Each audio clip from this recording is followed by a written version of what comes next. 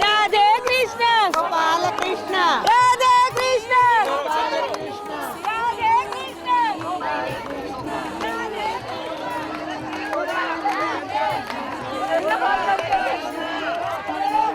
इधर से आओ, इधर वहाँ तक चले जाओ।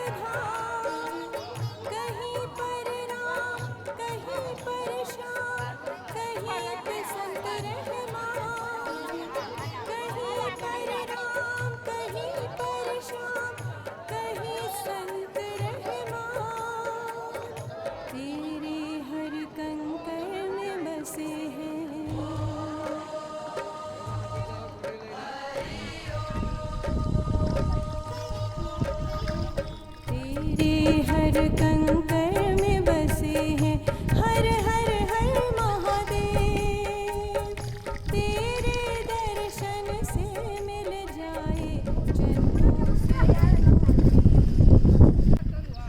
ओम नमः शिवाय। नर्मदे हर। आज माघ सुद सातम के दिन, नर्मदा जयंती के दिन हम यहाँ मालसर में हैं। वैदिक कल्चर में आज हम आपको मालसर में माँ नर्मदा रिवर के बारे में, इनके महात्म्य के बारे में बताएंगे। आज हमारे साथ हैं यहाँ के एक बहुत ही सर्वश्रेष्ठ जो महाराज हैं, इनका नाम है भास्कर जी।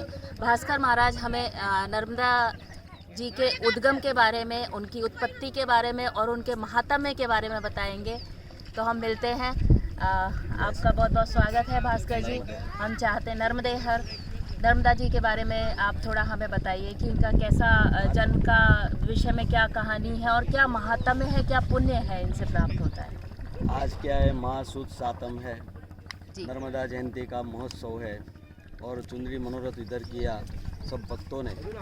और नर्मदा जी की उत्पत्ति हुई अमरकंटक में और नर्मदा जी में जितना कंकर होता है वो सब शंकर के समान होता है जी। और नर्मदा केवल दर्शन से पावन करती है। तो माँ नर्मदा जी की पूजा का फल अच्छी तरह से मुक्ति देती है। नर्मदा जी शिव जी का पसीने में से उत्पन्न हुई है और माँ नर्मदा जी का महत्व बहुत अच्छा है। हमने सुना है कि नर्मदा जी का जो मोस्ट ऑफ पार्ट है वो मध्य प्रदेश में है और वहाँ पर नर्मदा जयंती को बहुत ही उत्साह के साथ मनाया जाता है। हमारे गुजरात में भी नर्मदा जी का बहुत महत्व है, बहुत महात्म्य है।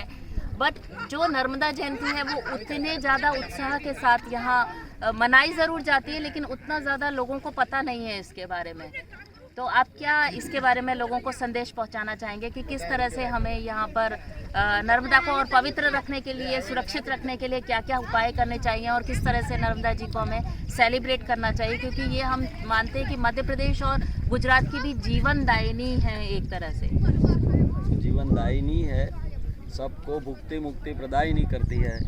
माँ नर्मदा जी ऐसी है कि उसका केवल दर्शन से भी सब लोग पावन हो जाते हैं, बराबर। गंगा में स्नान करने से होता है, यमुना में केवल पान करने से होता है। तो माँ नर्मदा जी ऐसी है कि कहीं भी जाओ, माँ का केवल दर्शन करो, स्नान करो या पूजा विधि करो, बराबर, उससे माँ सबको प्रेरणा देती है। और उसी वजह से सभी लोग को भाव होता है कि माँ का चुंदड़ी मनोरथ कर दूँ, माँ की पूजा कर लूँ, कुछ ना कुछ माँ की सेवा में लगा रहे। महाराज जी, एक्चुअली क्या सभी जो हमारे देश की नदियां हैं, जो हमारे देश की धरोहर है, उसमें बहुत सारा पॉल्यूशन हो रहा है, वो गंगा हो, यमुना हो या और भी बहुत सी नदियां हैं जिनमें लोग सारा कचरा और वो डाल के प्रदूषित कर रहे हैं। जबकि विदेशों में हमने देखा है कि एक कागज़ भी अगर डालना होता है तो वो भी किसी रिवर में, नदी में नहीं डालते, वो पॉल्यूट नहीं करते। तो ये जागरूकता है। हमने सुना है कि नर्मदा नदी जो है पावन है, पवित्र है। तो आपका कोई एक ऐसा संदेश हो लोगों तक कि वो इसको और पावन बनाए रखें, स्वच्छ बनाए रखें? जैसे आज के दिन मैं देख रही हूँ लोगों के अंदर जागरूकता नहीं है। यहाँ पर भी उन्होंने आए और काफ़ी कुछ कचरा करके गए जिसकी सफाई करनी पड़ेगी, तो इसकी बजाय लोगों में जागरूकता आनी चाहिए। तो इसके बारे में क्या संदेश आप देना चाहेंगे लोगों को? हम लोग इधर जो नर्मदा किनारे पे रहते हैं, हम सभी को अलर्ट करते हैं कि भाई माँ है, माँ के अंदर कचरा मत डालो और कहीं भी जगह पे एक जगह पे रख दो और उसको जला दो और कचरा मत करो अंदर। क्या है कि वो तो माँ का स्वरूप है, माँ केवल आचमन करने से भी पावन कर लेती है, तो उसके अंदर क्यों कचरा डालते हो, बराबर। हम सबको बोलते हैं और एक ही जगह पे इकट्ठा करके कुछ ना कुछ उसका रास्ता निकालो। फिर माँ नर्मदा में गंगा भी आती है। गंगा दशहरा का 10 दिन वो भी स्नान करने से केवल पावन हो जाता है, आचमन करने से पावन हो जाता है, माँ की पूजा करने से भी पावन आदमी हो जाता है। तो उसमें कचरा क्यों डालते हो? हम सभी को बोलते भी रहते हैं, सफाई के बारे में भी करते रहते हैं। भास्कर जी, हमारे हिंदू धर्म में सभी नदियों की परिक्रमा का बहुत ही महत्व है, अलग अलग। जैसे मैंने देखा यमुना परिक्रमा है, गंगा परिक्रमा है, इसी तरह से जो नर्मदा जी हैं उनकी भी परिक्रमा का बहुत महत्व है और उनकी परिक्रमा में ही सबसे ज़्यादा समय लगता है। ये सब मेरी जानकारी है और मैं चाहती हूँ कि नर्मदा परिक्रमा के बारे में आप कुछ हमें और नर्मदा की परिक्रमा होती है और कोई नदी की परिक्रमा नहीं होती है। माँ नर्मदा इतनी पावन है कि एक बार जन्म में जो जिसने परिक्रमा कर लिया और उसका चारों जन्म सुधर गए, समझ जो वैकुंठ में भी वास मिल सकता है। लेकिन जिसके भाग्य में लिखा है कि माँ का परिक्रमा करे, वो ही परिक्रमा कर सकता है, दूसरा कर नहीं सकता है। बस इधर आवे, माँ का दर्शन करे, माँ की परिक्रमा करे। और क्या है कि इधर तो सब ऋषि मुनियों आए हैं, ये स्थान भी ऐसा है, पवित्र है और ये भक्ति वाला धाम है। और मालसर में जो भी आता है और सब पावन हो जाता है, ऐसा समझो कि माँ का दर्शन करने से वो पावन हो सकता है। भास्कर जी, अभी आपने मालसर का नाम दिया, तो मालसर को भी एक तपोभूमि कहा जाता है, एक पवित्र भूमि कहा जाता है। यहाँ पर जो मैं काफ़ी टाइम से आ रही हूँ, देख रही हूँ माधव दास जी के बारे में या डोंगरे जी महाराज जी के बारे में लोग दूर दूर से सुन के यहाँ आते। तो इस मालसर की भूमि के बारे में हमें कुछ बताइए। इधर क्या है कि मालसर जो तपोभूमि बोला जाता है, तो माधव दास जी महाराज बंगाल से आए, घूमते घूमते इधर उसने तप किया। फिर बाद में सत्यनारायण मंदिर बनवाया और सत्यनारायण मंदिर बनाने के बाद उसकी परंपरा, साधु परंपरा चली आई और चलते ही रही, आज दिन तक चलती है। और क्या है कि उधर डोंगरे जी महाराज ने उसकी बाप जी माधव दास जी महाराज की पुण्यतिथि में आकर उसने 33 साल भागवत कथा का श्रवण करवाया सभी लोगों ने, और 33 साल भागवत कथा की बाप जी ने। इसीलिए ये सत्यनारायण जो धाम है उसमें माधव दास जी महाराज और डोंगरे जी महाराज दोनों ही इधर बैठे हैं, समझो। और ये पवित्र धाम है, स्वयंभू जैसा लगता है। जी जी जी जी। और यहाँ पर मैं ये भी देखती हूँ, सुनती हूँ कि जैसे जिनको भी अपने पितरों के तर्पण के लिए भागवत कथा रखनी है या भागवत सप्ताह रखना है, अगर वो मालसर जैसी भूमि में आके भागवत सप्ताह या भागवत कथा कहते हैं, तो उनके जो भी पितृ दोष हैं या उनके जो पितरों की तृप्ति है, मुक्ति है, वो बहुत ही सरल और आसान हो जाती है और पितरों का आशीर्वाद भी प्राप्त होता है। क्या ये बात भी सच ही है? हाँ, इसमें क्या है कि ये माँ का तट है, माँ नर्मदा का किनारे आकर इधर भागवत कथा करवाता है तो पितरों की मोक्ष की प्राप्ति होती है और पितरों को सद्गति मिलती है, आत्मा उसका शांत हो जाता है, समझो। और भागवत कथा श्रवण करने से और सभी लोग इधर स्नान करने से पवित्र भी हो जाते हैं। तो भास्कर जी, अभी आपने जैसा बताया कि नर्मदा परिक्रमा जो है, पहली बात तो नर्मदा हर किसी को चुनती नहीं है परिक्रमा के लिए। जिसका सौभाग्य होता है वो उसी के भाग्य में या सौभाग्य में ये होता है कि वो माँ नर्मदा के तट पे आता है और अपनी परिक्रमा के लिए भी वो चुनती हैं आत्मा को। ऐसे ही कोई भी उनकी परिक्रमा नहीं कर सकता। मन में वो सच्चा भाव होना चाहिए, वो समर्पण होना चाहिए, तभी आप नर्मदा परिक्रमा कर सकते हैं। और नर्मदा परिक्रमा में जो समय लगता है, जो उसके लिए पहले तो सदाव्रत लेना पड़ता है, अर्थात आपको अपने घर से ना पैसा ना कपड़ा ना कुछ भी नहीं ले जाना होता। सब कुछ आपको जो भी रास्ते में मिलते हैं, जो उसके तट पे नर्मदा के रहते हैं, वहाँ से आपको प्राप्त होता है। भोजन, रहना, खाना, कपड़ा। और इसका जो समय है वो है 3 साल 3 महीना और 13 दिन। इतनी लंबी ये परिक्रमा होती है। लेकिन आजकल क्या है कि हर कोई इस तरह से ये परिक्रमा नहीं कर पाता है। जो साध ले वो कर लेता है, तो जिसके मन में इच्छा भी है वो कर सकता है। कुछ लोग अब बाइक पे भी परिक्रमा करते हैं, अपनी गाड़ियों के थ्रू भी जाते हैं। बस एक भाव जरूरी है। आप जिस भी तरह से करें, नर्मदा परिक्रमा जरूर करें। जीवन में अगर एक बार भी आपने नर्मदा परिक्रमा कर ली तो जो जन्म जन्म का चक्र है उससे आप छूट के मोक्ष को प्राप्त जरूर करेंगे। यही नर्मदा का महात्म्य है।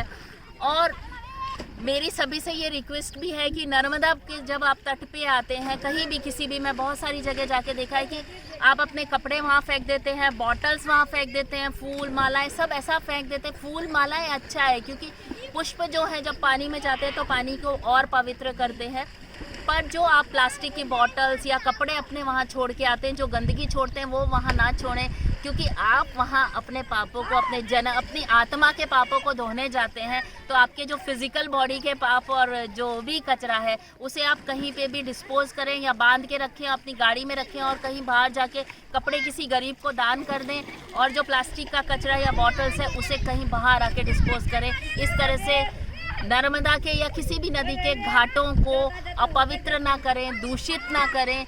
इस धरोहर को हमेशा संभाल के रखें। नर्मदा जिसे कहा गया अक्षय है, इसको वरदान मिला है अपने पिता भगवान शिव से कि ये अक्षय रहेगी, हमेशा पृथ्वी पे इसी तरह बहती रहेगी। तो ये इसी तरह निर्वाध गति से यूं ही बहती रहे, यही हमें अपने मन में धारण तरंग बंग रंजितम जिसस्तु पाप जात जातकारी वारी संयोतम कृतांत दूत काल भूत भीतिहारी वर्मदे त्वदीय पाद पंकजम नमामि देवी नर्मदे त्वदीय पाद पंकजम नमामि देवी नर्मदे। जय भगवती देवी नमो वरदे, जय पाप विनाशिनी बहुफल दे, जय शुंभनि शुंभ कपाल धरे, प्रणमामि तु देवी नरार्ति हरे, प्रणमामि तु देवी नरार्ति हरे। नर्मदे नर्मदे हर। भास्कर जी महाराज, आपका बहुत बहुत धन्यवाद कि आज आपने हमें यहाँ पर नर्मदा जी के महात्म्य के बारे में इतना कुछ बताया है और हमारी आत्मा को भी पावन किया है। आपका बहुत बहुत धन्यवाद। नर्मदे नर्मदे। ओम नमः शिवाय, ओम नमो भगवते वासुदेवाय। अभी हम नर्मदा जयंती में बना रहे थे मालसर में नर्मदा नदी के किनारे। अब हम यहाँ का जो बहुत ही महत्वपूर्ण और पावन मंदिर है, सत्यनारायण भगवान का मंदिर, वहाँ आए हुए हैं। और यहाँ पर यहाँ के जो मेन महंत जी हैं जगन्नाथ जी महाराज, उनसे इस जगह के महत्व के बारे में थोड़ा जानना चाहेंगे। ओम नमो भगवते, जय श्री कृष्ण। जय श्री कृष्ण। माँ नर्मदा के उभय तट पाविनी तट पे करीब 150 साल पहले परमहंसी माधवदास जी महाराज बंगाल से उधर मालसर नर्मदा के तट पे आए और वहाँ आके धुनी दगा के कितने सालों तक तपस्या किया। बाद में सत्यनारायण भगवान का स्वरूप की स्थापना, गोपीनाथ जी की स्थापना किया। वो मूल जो है वो श्रीमद माधव गौड़ीय परंपरा यानी चैतन्य परंपरा का वो पीठ है। तो वो पीठ में अनेक संतों, महंतों, महात्माओं सालों से आते जाते रहते थे। आजकल भक्त लोग भी इतने आते जाते रहते हैं और हर की जो मनोकामना होती है वो सत्यनारायण भगवान की वो प्रार्थना करते हैं, सत्यनारायण की महापूजा कथा करवाते हैं और वो लोग आते जाते रहते हैं। हर पूर्णिमा को भी बहुत लोग आते हैं। आज का पर्व जो है नर्मदा जयंती का है। स्कंद पुराण के अंदर आज का महिमा बताया गया है कि माघ मास के शुक्ल पक्ष सप्तमी तिथि रविवार को मध्याह्न काल में माँ नर्मदा जी का प्रागट्य हुआ था। तो आज वो माँ का प्रागट्य दिवस है। वो दिन में आज अनेक संतों महात्माओं मालसर में है और करीब 4-5 चुंदरी मनोरथ भी हुआ है और इसमें सभी लोग तो भक्त लोग आए, दर्शन भी किया। वो प्रसाद, महाप्रसाद सबका वो लोगों ने ग्रहण करके बहुत आनंद मनाया है और ऐसा ही आनंद सदा ही सबको मिलता रहे और मिलता रहे, ऐसे ठाकुर जी के चरणों में मेरी प्रार्थना। बस।